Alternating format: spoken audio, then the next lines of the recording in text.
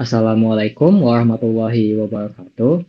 Pada kesempatan kali ini, saya bersama kelompok 9 akan presentasikan mengenai transaksi aset dan concurrency control pada studi kasus sistem transfer saldo antara. Perkenalkan, nama saya Sabrian Kelani. Perkenalkan, nama saya Naihana Dharma. Perkenalkan, nama saya Atia Putri Wibowo. Perkenalkan, nama saya Muhammad Difar Putra Surya. Perkenalkan, nama saya Gesel Mukfira. Perkenalkan, nama saya Lutfi Hasanah. Perkenalkan, nama saya Atia. Baik, kita masuk pada penjelasan. Alasan kenapa kelompok kami memilih tema C dengan subtema sistem transfer saldo antara rekening bank adalah karena domain finansial merupakan representasi paling sempurna dan krusial dalam prinsip ACID atau atomicity, consistency, isolation, dan durability. Di dunia industri, transaksi perbankan tidak mengenal kompromi toleransi kesalahan. Ketika seorang nasabah mengirimkan uang, kegagalan sistem di tengah jalan seperti saldo pengirim sudah berkurang, namun saldo penerima belum bertambah akan merusak integritas data dan kepercayaan pengguna secara fatal. Melalui sistem transfer bank ini, kami dapat mendemonstrasikan secara nyata bagaimana database mesin seperti PostgreSQL secara cerdas mengontrol antara transaksi, menangani kegagalan sistem, dan mencegah manipulasi data yang tumpang tindih. Selanjutnya akan dijelaskan oleh teman saya. Terima kasih Sabrian. Saya Naiha. Pada bagian ini saya akan mendemonstrasikan demo 1, yaitu skenario transfer berhasil menggunakan commit. Melalui simulasi ini, dua sesi pengguna yang melalui simulasi dua sesi pengguna yang berjalan secara bersamaan. Pada simulasi ini, kita akan melakukan transfer sebesar 50.000 dari rekening Aditya Pratama ke rekening Rizky Amelia.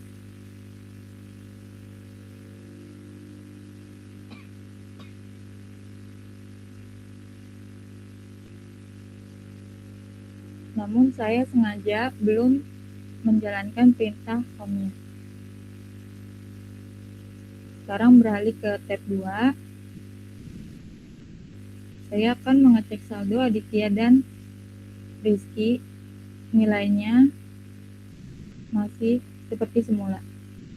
Hal ini menunjukkan prinsip isolation, yaitu perubahan pada tab 1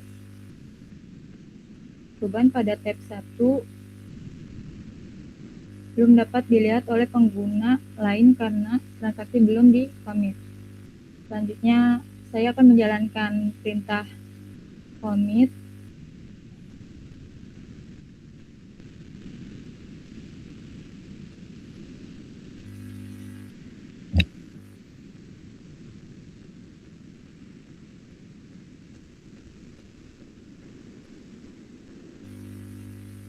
Perubahan transaksi langsung disimpan secara permanen. Saat saya cek kembali di tab 2, perubahan langsung terlihat secara real time. Hal ini menunjukkan bahwa transaksi telah berhasil diselesaikan.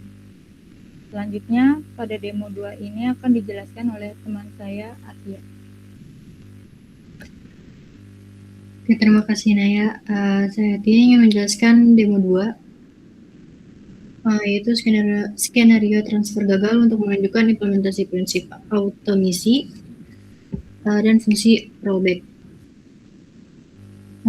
Jadi di dalam sistem perbankan itu transaksi harus bersifat all or nothing, artinya sukses semua atau gagal sekalian. Nah, di sini kita punya nasabah bernama Fajar Nugraha yang memiliki saldo 50.000. Namun kita coba jalankan transaksi di mana Fajar mengirimkan uang 100.000 ke Siti Rahma.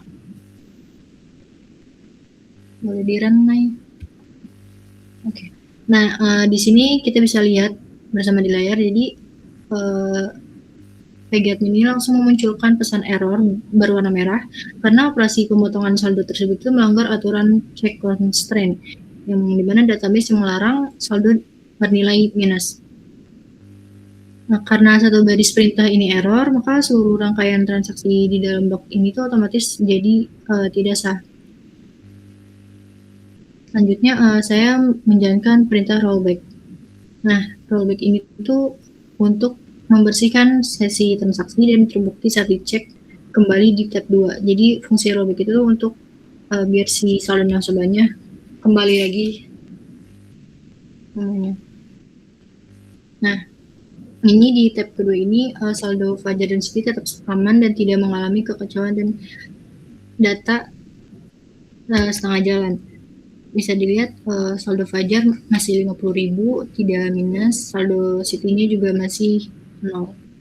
Selanjutnya demo 3 akan dijelaskan oleh teman saya, Brian.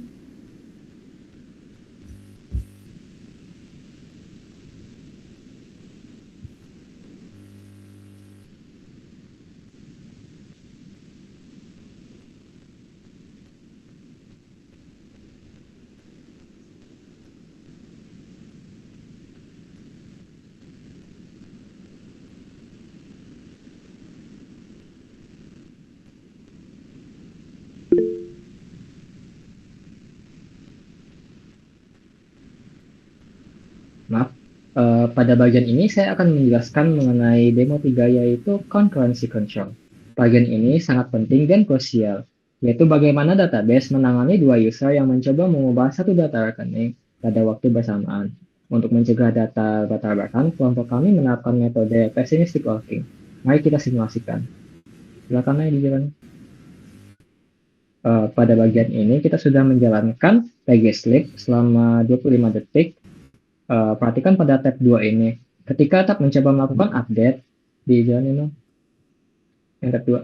Ketika mencoba menjalankan update, saldo pada rekening Aditya yang sama akan sama-sama mengeksekusi query dan menunggu tab 1 tersebut selesai.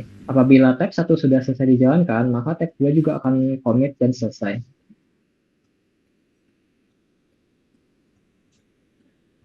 Baik, kita lanjut ke demo 4. Pada demo 4, kita akan membahas sebuah fitur yang sangat berguna dalam dunia database, yaitu adalah save point. Fitur ini sangat bermanfaat di dunia industri untuk melakukan pembatalan sebagian operasi tanpa perlu menggagalkan seluruh transaksi dari awal. Dalam skenario transfer bank, biasanya ada biaya admin yang akan memotong 2.500 dari rekening Aditya. Tepat setelah biaya admin ini sukses dipotong, saya membuat sebuah titik save point bernama setelah admin. Jadi jalanin dulu.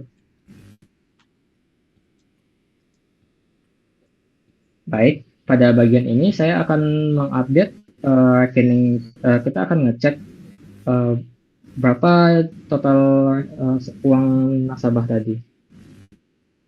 Seperti yang kita lihat, lalu kita akan melakukan update pada rekening tadi.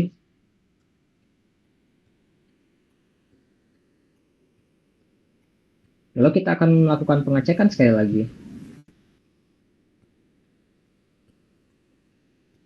Bisa kita lihat saldo nasabah tadi sudah bertambah.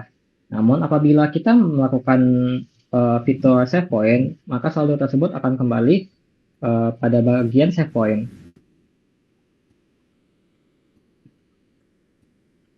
Baik, sudah dijalankan. Silakan dicek. Bisa kita lihat saldo kedua rekening tersebut telah kembali ke saat belum diubah dan sudah dipotong oleh biaya admin. Dengan ini itulah pentingnya fitur save point. Selanjutnya akan dijelaskan oleh teman saya. Oke, baik. Terima kasih, Brian. Selanjutnya, saya Rahman. Di sini saya akan mensimulasikan skenario deadlock. Deadlock adalah kondisi macet total di mana dua transaksi saling menunggu kunci data satu sama lain. Mari kita praktikkan lingkaran ini secara bergantian. Di tab pertama, saya menjalankan perintah untuk mengunci rekening Aditya Pratama. Coba tolong dijalankan. Oke, sudah. Terus Di tab kedua, saya menjalankan perintah untuk mengunci rekening Rizky Amelia.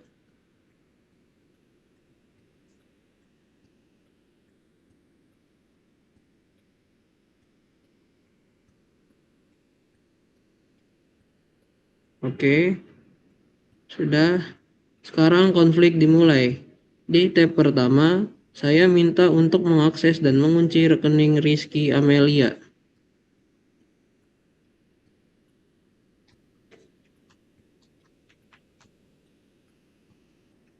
Oke, bisa dilihat di tab pertama, langsung loading karena rekening Rizky sedang dipegang tab kedua. Terakhir di tab kedua, saya balik meminta untuk mengakses rekening Aditya Pratama.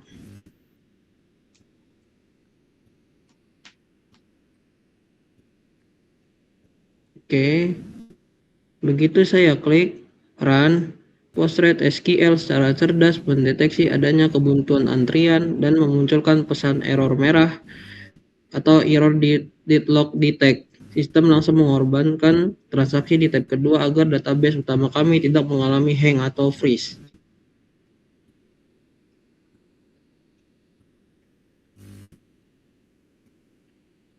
Oke, selanjutnya dilanjutkan oleh Keisha. Terima kasih. Terima kasih kepada rekan saya Rahman, saya Kesha Mafira, dan saya akan mendemonstrasikan fitur nilai tambah kedua, yaitu eksplorasi isolation level repeatable rate. Dalam transaksi perbankan berskala besar, terkadang pihak auditor memerlukan konsistensi data yang mutlak selama proses pemeriksaan.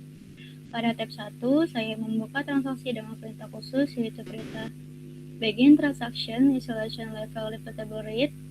Selanjutnya saya membaca saldo awal milik Aditya melalui perintah select. Hasilnya menunjukkan angka 4.900.000. Angka ini akan menjadi acuan pemberani kita. Perlu diperhatikan bahwa transaksi ini sengaja dibiarkan tetap terbuka dan belum dikomit. Transaksi ini akan ditahan sejenak, sementara kita beralih ke tab 2 untuk mensimulasikan adanya aktivitas transaksi lain yang berjalan secara bersamaan di dalam sistem. Sekarang kita beralih ke tab 2. Di sini saya akan mensimulasikan sebuah transaksi lain yang terjadi di luar proses pemeriksaan auditor, seolah-olah ada nasabah lain atau sistem lain yang sedang melakukan aktivitas pada rekening yang sama. Saya memulai transaksi baru dengan perintah begin, lalu menjalankan perintah update untuk mengurangi saldo Aditya sebesar 100.000 dan langsung mengeksekusi commit. Dengan perintah ini, saldo Aditya di dalam database ini telah resmi berkurang menjadi 4.800.000. Perubahan ini bersifat permanen dan sudah disimpan sepenuhnya di dalam sistem. Selanjutnya akan dibacakan oleh Lutfia Hasanah. Oke, terima kasih Kesha. Saya Lutfia Hasanah dan saya akan merangkum aspek teoritis penting mengenai perbedaan pessimistic looking dan optimistic looking dalam konteks sistem perbankan ini.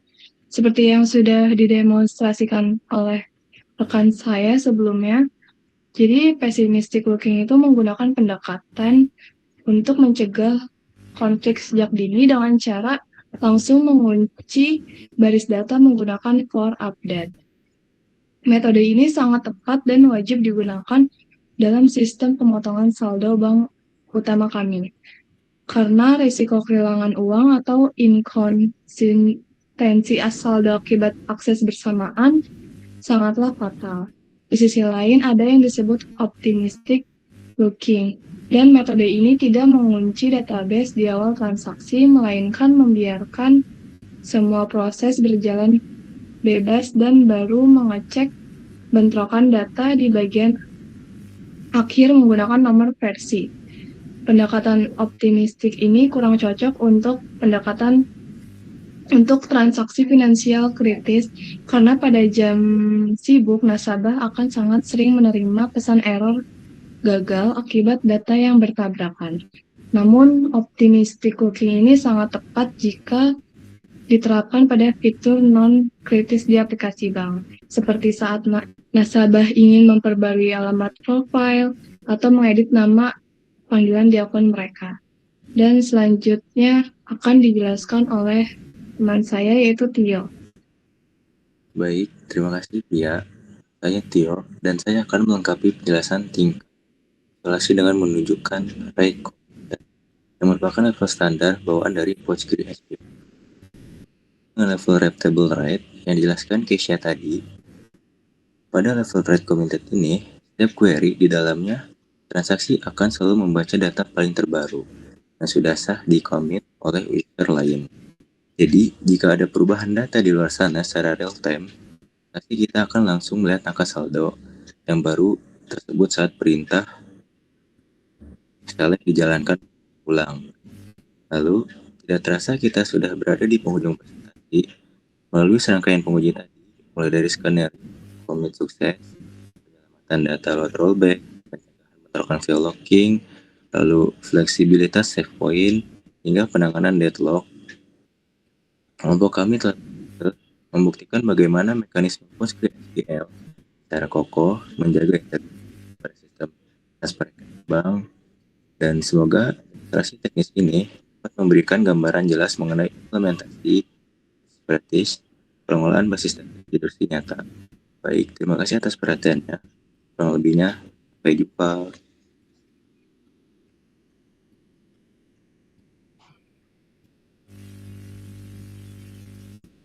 Udah.